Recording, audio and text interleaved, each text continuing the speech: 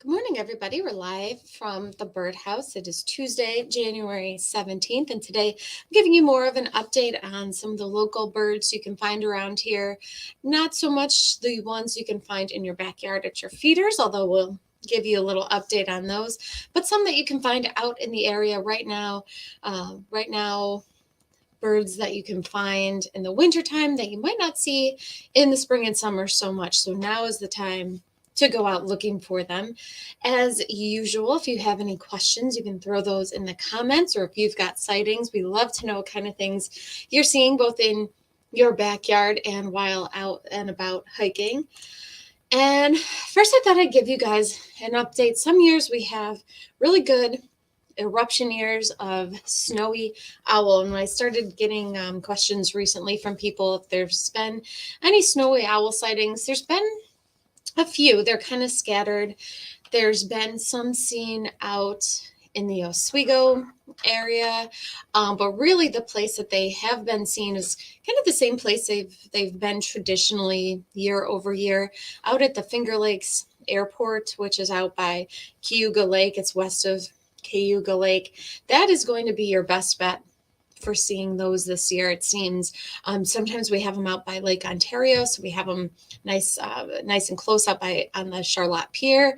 Not so much this year. Looks like Finger Lakes Airport is your best bet seeing snowy owl, although there's been reports of them throughout the country. So if you're not in the upstate New York area, I suggest going on eBird and checking to see if there's any around you. There's even been one seen out in California, so you just never know. But locally, the Finger Lakes Airport is going to be your best bet on seeing them. So you do have to take a bit of a road trip to see them, but it's not all too far. So as far as snowy owl goes, that's your best bet at the moment. And short-eared owl can be seen in different spots around town. There's been some seen out by Burger Park, out at Braddock Bay, the Montezuma area out by Van Dynesborough Road, which is a road you can drive down now that the wildlife drive is closed for the winter. Any kind of open grassland areas are a good place to look for short-eared owl once it starts getting later in the day, once you've hit dusk. If you're seeing northern harrier in a certain location, couldn't hurt to look for short-eared owl later on in the day. They've been seen different spots around. Some years they're all out by Buckland Park out in Brighton, so really close to where at least we are here in Rochester, in the Rochester area. Not so much in Buckland Park. There haven't been sightings that I have seen anything about this year, but there are scattered sightings of short-eared owl, so including up by Geneva, Lima. So be on the lookout for short-eared owl. So really cool to see flying low over fields as they hunt throughout the evening hours. And if you are looking for short-eared owls, if you get out to some of these fields earlier in the day, you might see snow bunting. So if you see a group of birds, if you think of pigeons, you know how sometimes pigeons will fly in kind of a group. If you see something pigeon size that's flying low over a field, a nice snowy open field, take a second look, because it could be snow buntings. So snow buntings do like that same kind of open area that you'll find northern harrier in.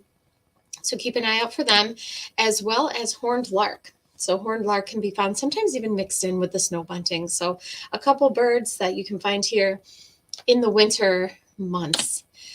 Another type of bird you can find now, but that you wouldn't really see as we progress into the warmer months, are going to be tundra swan. So probably not going to be as common as some of your other swan species like the mute swan, but depending on the day you go out, you just might happen to see some of those. They have been spotted around any kind of big open bodies of water. So look around by the bay, out on Lake Ontario. If you're out birding in that area, keep an eye out for tundra swan. They have an all black bill, and although it can be hard to see and it's not always visible, there's some yellow there by the eye as well. So that's a tundra swan. The most common swan you'll be seeing, though, is what's called a mute swan, and that's the swan right here.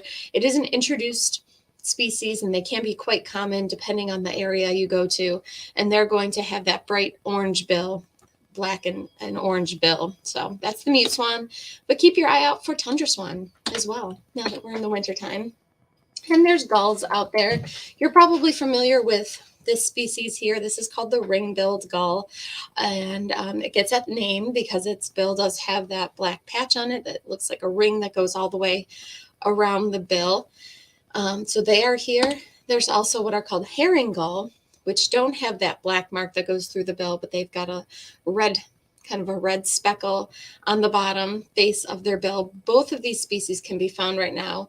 And also a larger species that is quite striking when you see a group of gulls and there's one of these in it. It's significantly larger than both the ring-billed gull and the herring gull. This is called the great black-backed gull.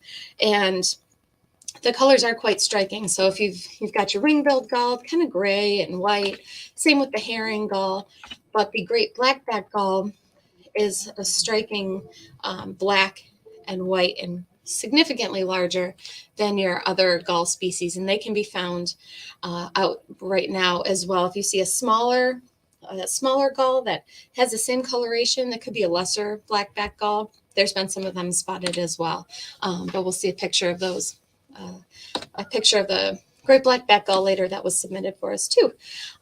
We had some photo submissions this week as well. Mark J, who sends in a lot of photos, was out and about with his camera, it looks like, and he sent in some fun and different photos, including this one, a horned grebe. He says, notice its lobed feet similar to the American coot. So if you look kind of in the lower section of the photo, you can start to see its feet there. So they don't have, like if you think of a duck's foot, how it's kind of triangular in shape, a webbed foot.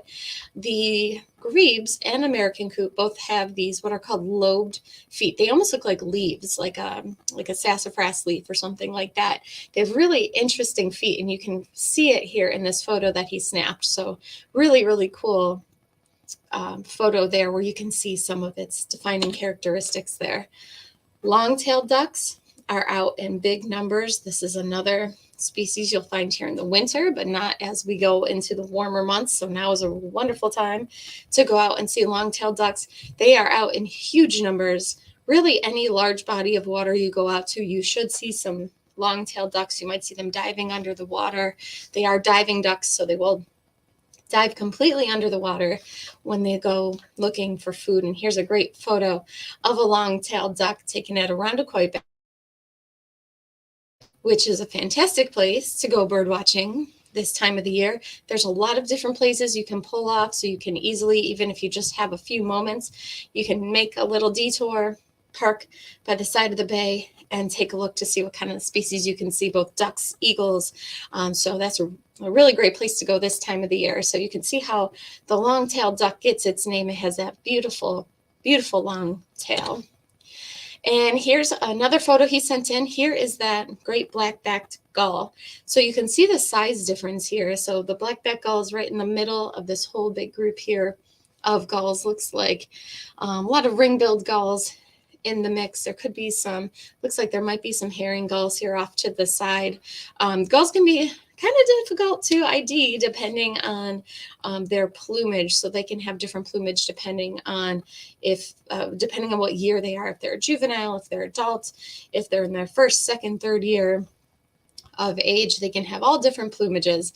But here in this group, it looks like lots of ring-billed gulls, and then in the middle there, that large black-backed gull. So they do look significantly different, especially when they are in a group. So this is a great photo that was sent in here by Mark J. And here it is in flight as well. So you can see the other gulls. They have really grayish wings. Some of them are brownish in color, again, depending on the species and their age. But the black-backed gull has really dark wings there. When in flight, you can see those really dark wings. And here's a bald eagle, again at Irondequoit Bay. This is a wonderful place to go looking for eagles as long as the water isn't frozen over. And our weather has been kind of mild, so your odds of seeing bald eagle around Irondequoit Bay now are really good. And Mark says, adult bald eagle on a mission. So here is the eagle in flight. And then here are, at least it looks like 3 eagles all going after for some fish. He says fish free for all at Irondequoit Bay. So you can see it looks like there's a eagle in its adult plumage here to the far left, and then a couple in their juvenile plumage all going after some fish there on the bay. So any kind of wide open areas of water, keep your eye out for the bald eagle. They are becoming more and more common. Their populations are increasing, so you never know where you just might see bald eagle. And if you're by the water, keep an eye out for different and exciting waterfowl. Here's a white-winged scoter. Another photo that was sent in by Mark. He says white-winged scoter catching some lunch, so it's got something in its bill there. And scoters do have really wide, thick bills, so they do look significantly different than different other duck species that you might be familiar with. And then here's another horned grebe. And another thing to talk about too is a lot of these birds are in their non-breeding plumage right now, so they can be a little hard to identify. So say if you've got your guide, like your Birds of New York guide, which is our bestseller, and this is a really great book because it does have a whole bunch of different species in it, but it really has them mainly in their breeding plumage. So some of these birds, especially ducks like this horned grebe, for example, they're in their non-breeding plumage. So that the grebes, the loons, they can look different now than they would in their breeding plumage, which you might see in your bird guide. So if you're trying to figure out what kind of bird you're seeing, if you can't snap a photo, a guide that I would suggest highly, even if you are able to snap a photo, is this Crosley ID guide. This will show you not only the birds in their habitat, but it will show you them in their breeding and non-breeding plumage. So talking about gulls, for example, and how different they can look, here's that great black-backed gull. And this book will show them in their habitat, what you might see, where you might see them, the different positions that they're in when they're in flight or when they're feeding, and then all their different plumages, which is really helpful. If you're able to snap a photo, you can always upload it to the Merlin app. That's another way you can identify the birds, and it's pretty good. I mean, it's hit or miss. It's not 100% with its identifications, but that can get you at least closer to what bird you might have if you're trying to figure out what it is you're seeing. So this is a horned grebe. This photo taken by Mark, and just to show you the difference between non-breeding and breeding plumage. So here it is in its non-breeding plumage, kind of black and white, does have that bright red eye, but this is what it looks like in its breeding plumage. So it looks significantly different when it's time for breeding season. So just to kind of show you how different birds can look sometimes. So same species here, non-breeding, breeding plumage. So if you're looking for a guide to kind of flip through and up your game, this Crosley ID guide is great. It's kind of big, so it's not something you really want to carry in a backpack necessarily when you're going birding, but it's great to keep in your car if you are driving around the bay or driving around the lake. Throw that guide in there, and that can be really helpful with identification. Here's another Scoter mixed in with a raft of long-tailed ducks. So all these light-colored ducks here, those are all long-tailed ducks. And then you've got yourself a white-winged Scoter there in the background. You can see its big bill. And here's another long-tailed duck. This is another photo sent in by Mark. He says long-tailed duck on the go. So that's in flight. And another waterfowl species you might see right now, the greater scaup. It's a type of duck. There's also a species called the lesser scaup, which has very similar coloration, but its head is going to be quite a bit thinner. So couple of other species you might find. And I love this photo he sent in. This is 2 juvenile bald eagles locking talons over Irondequoit Bay. So look at that neat moment there. So that's a great photo sent in by Mark. As far as other birds being seen in the area, evening grosbeaks are still being spotted here and there.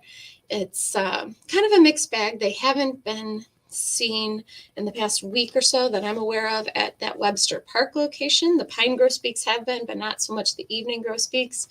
But people are reporting hearing them seeing them sporadically at feeders and in the Burger Park area around Braddock Bay. So keep your eyes out for evening grosbeak. You just might be lucky enough to catch a glimpse of one. Pine grosbeaks have been seen kind of regularly at that Webster Park location by the campground. So if you haven't gone out to see them yet, they are still being seen if you do want to try to catch a glimpse of them.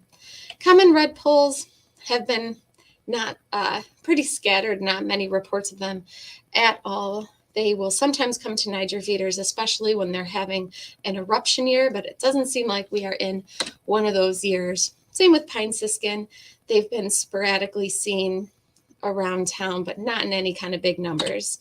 What you're likely to see at your Niger feeders are goldfinches, and here's a great photo of a group of them sent in by Karen, who had them at her feeder, and here they are in their non-breeding plumage. We do have goldfinches here all year round. They're just not that bright gold. So right now, they're kind of this drab olive color. American tree sparrow, though, people are seeing those in really big numbers. So look under your feeders for American tree sparrow. Sometimes they'll perch on the feeders themselves, but they love the black oil sunflower hearts. You might see them eating millet, so they're definitely around right now. Same as the dark-eyed junco, another common backyard bird we can find here in the winter months. Red-breasted nuthatches, still getting lots of reports about them. They seem to be having a nice eruptive year. Here's a photo that was sent in by Randy of a red-breasted nuthatch in his yard. And if you're seeing red-breasted nuthatches, the odds are you'll probably also have these white-breasted nuthatches. And when they are on trees, they tend to climb downwards on trees. So if you see something kind of crawling downwards face first on your tree, it's probably going to be either a white-breasted or a red-breasted nuthatch. If you see something crawling up the tree, it is probably what's called a brown creeper. So and then on Saturday, we had a couple people reporting brown-headed cowbirds coming to their feeders as well. So a little out of season. Brown-headed cowbirds are going to be more common in the spring months when we start seeing the red-winged blackbirds coming back and the grackles coming back. They're usually in mixed flocks with brown-headed cowbirds, but a couple of you guys reported brown-headed cowbirds coming to your backyard feeders. So if you see a bird like this that has a blackish, sometimes it looks a little bit iridescent blue, their body does in the light, and with a brown head, could very well be a brown-headed cowbird. The females are the same body shape, but they're going to be a uniform brown. So they kind of have a stubby but sharp bill and kind of a short bill as well. So keep an eye out for them. You never know, you just might have them coming to your feeders. And something I would say that you're never going to see at your feeders, I won't say that because we did have sightings of these here. I want to say it was last year around this time. Photo was sent in by Vicki, who is in Florida at the moment. She says, painted bunting set up a bird feeder in Florida with millet bought from the birdhouse. The male painted bunting stopped by. So in the background here, so here she's got her squirrel-proof feeder. This is a squirrel buster feeder here. So completely squirrel-proof feeder. And in the background, you can see this brightly red and bluish colored bird.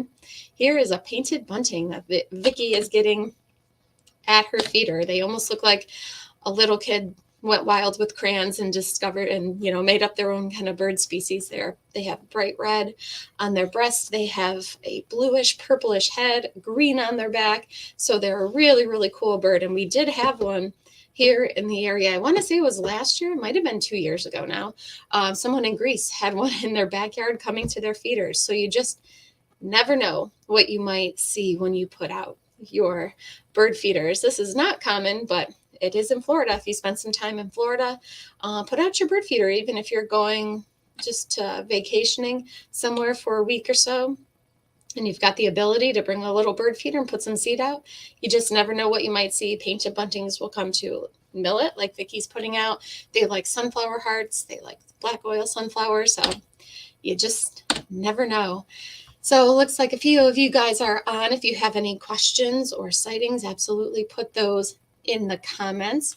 It looks like Duster's on. She's saying hello, and she's saying that tale about the long-tailed duck. Yes, it does have a very impressive tail. And Ed is on. He says, our granddaughter spotted a bobwhite roosting on the street by our house near Mendon Ponds Park. It moved on into the woods when we went out to get a better look. We've heard them before, but never seen one. So I don't even know if the bobwhite or bobwhite quail is really what it is. I don't think it's even in the Birds of New York book, because it's really not a bird that we have in its native range here. Down in Pennsylvania, that's more going to be their native range of the bobwhite quail, but they are raised for game birds around here. So my guess is that it was an escapee. And let me pull up, I do have my Crosley guide here, so I can pull up the bobwhite quail. They're quite small. They're a little small game bird. So let's see here. If you want to see what one looks like, I bet we've got them in here. Well, maybe not.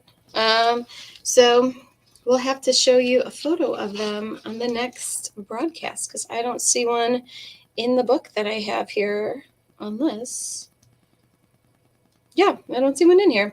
So we'll have to pull up a picture to show you what one looks like. So that's, you never know. Every once in a while we get a customer who gets some kind of a quail in their backyard, or I know we've had bobwhites. There's scaled quail out west.